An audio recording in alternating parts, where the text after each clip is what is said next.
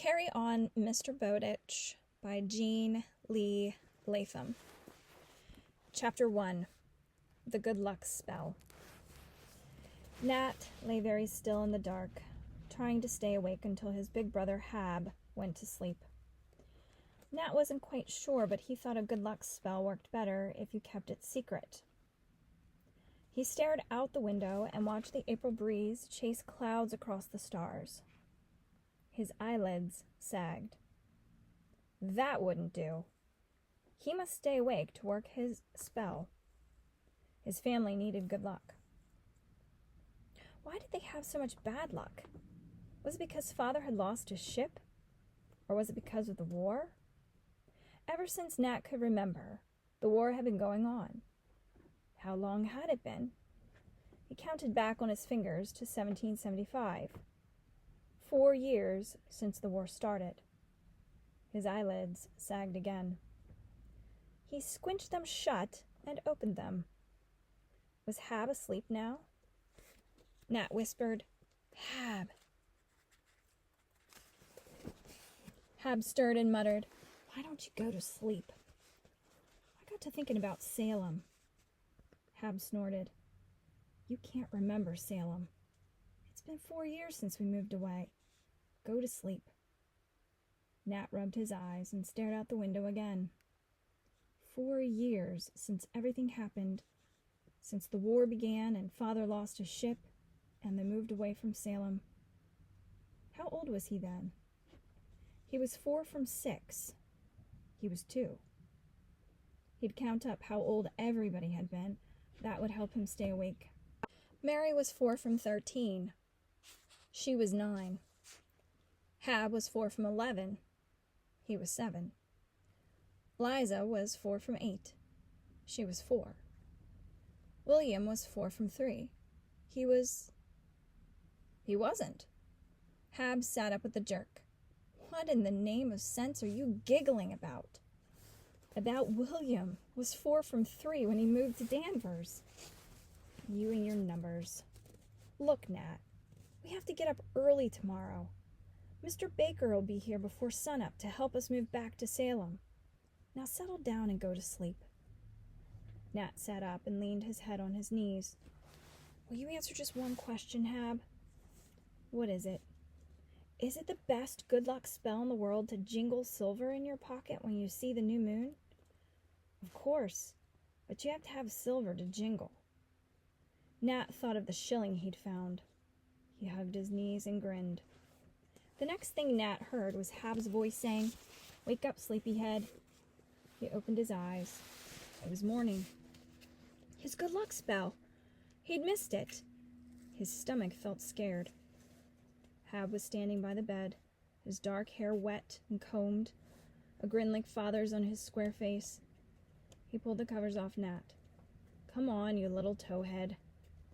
Father tramped up the steep stairs, bending his dark head where the roof slanted, and stood with his arm around Hab's shoulders, smiling down at Nat. "Hab, it's a good thing you thought of him. He's so little we might have missed him. We might just have rolled him up in the covers and never found him till we got to Salem." Nat laughed with them, but his stomach still felt scared. He scrambled out of bed, pulled on his trousers and shirt, and scuttled downstairs. His bowl of mush was waiting on the table. He said, "I'm not hungry." Granny's sharp black eyes looked at him over her spectacles. "You get washed up and sit right down and eat.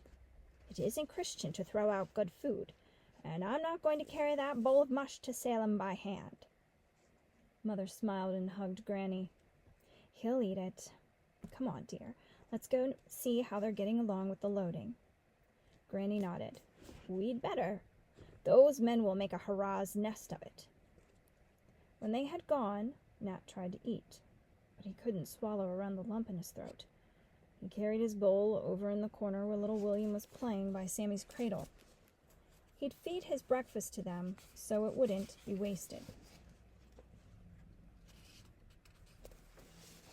He was just scraping his bowl, and Sammy was holding up his face like a robin waiting for a worm, when Liza came in.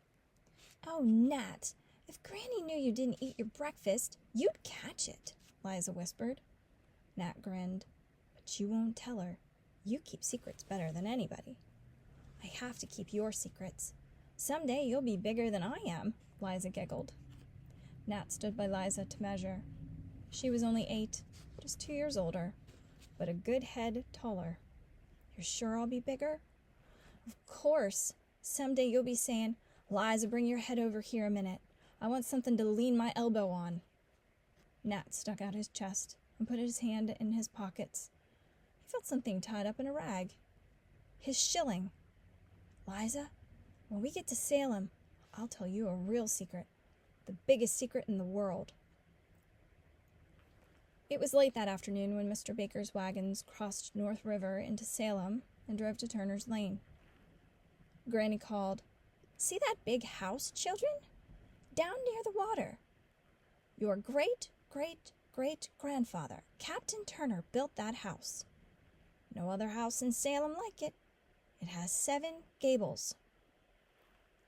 Before the wagons came to the big house with 7 gables, they stopped in front of a weather-beaten little cottage in a weed-grown yard. Mr. Baker began to help Father unload. Liza and Nat carried Sammy's cradle into the house. Mother put Sammy in it. She straightened and smiled. What a lovely big fireplace. Granny sniffed. Big enough to let the heat go up and the wind come down. Much as your life's worth to keep it wooded in the winter. She looked at Nat over her spectacles. Think you're big enough to go fetch some fire? Liza said, I'll help. You will not, Granny told her. That's a man's work. Go along, Nat, and mind your manners. Nat took the shovel and went down Turner's Lane to the big, gloomy house with 7 gables. He asked, please, could we borrow some fire? The maid gave him a shovelful of coals. You're mighty peddling to be carrying it. Watch you don't spill it. I won't spill it, Nat promised. It wasn't so easy, though, to carry the shovelful of coals and keep it level. Halfway home, he thought his arms would pull out of his shoulders. But he got there with the fire. Mother was ready. She dumped the coals on kindling and, picking up the bellows, puffed air on the coals, gently at first, then harder. The fire sputtered out in red tongues. Nat grinned and forgot his aching arms. He dusted his hands. There. What else can I do? Help Liza weed the garden, Granny said. A heap of flowers there if the weeds weren't choking them. Liza was waiting in the yard. What's the big secret, Nat? He told her about the shilling he had found and the good luck spell. It's the best good luck spell in the world, but I'll have to do it tonight, sure, while there's still a new moon. What if you can't see the new moon through your window? Nat shook his head. That's bad luck. We'll have to wait till Hab is asleep and then go downstairs in the dark without knocking over anything and come out here in the yard.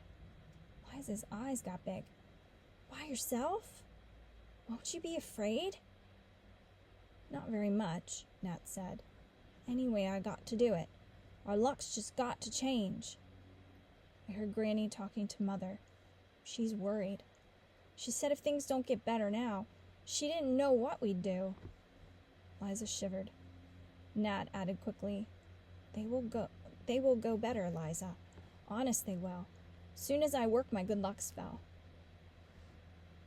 That evening, just after supper, the wind rose, and the rain fell down the wide chimney and hissed in the fire.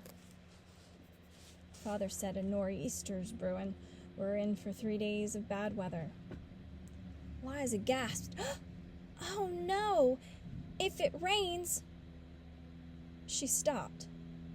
Liza always kept a secret. She and Nat went to the window together and watched the rain slatting down in the weed-grown garden. She whispered, Nat, there won't be any moon. What'll you do? Nat bit his lips. If only he hadn't gone to sleep last night. Now he'd have to wait a whole month till another new moon to work his good luck spell. But he mustn't worry Liza. Father always said boys took care of girls and women. I'll think of something, he promised. He said it again to try to make it come true. Sure I will.